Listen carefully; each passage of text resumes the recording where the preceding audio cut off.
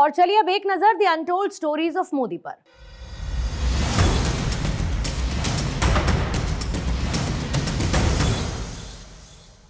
प्रधानमंत्री नरेंद्र मोदी जी के जीवन और व्यक्तित्व के निर्माण में हीराबेन की बहुत अहम भूमिका रही। मोदी जी की मां सिर्फ उनकी मां नहीं बल्कि उनकी मार्गदर्शक, उनकी ताकत और जीवन की पहली गुरु भी थी।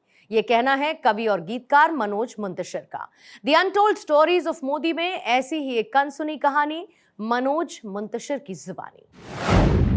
किसी की माँ अगर इस दुनिया से चली जाए तो मुझे लगता है उससे बड़ा नुकसान कुछ हो नहीं सकता। दुनिया में हर चीज़ की भरपाई है, इसकी कोई भरपाई नहीं है।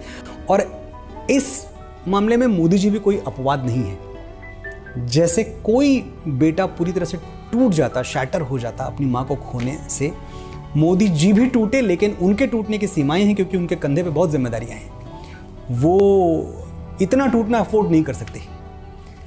लेकिन मुझे याद है कि माता जी के देहांत के बाद मुझे कहीं से फ़ोन आया और ये कहा गया कि एक चिट्ठी है जो आदरणीय प्रधानमंत्री जी ने अपनी दिवंगत माता जी के लिए लिखी है और वो चाहते हैं कि इसको आप अपनी आवाज़ में भेज दें, रिकॉर्ड करके।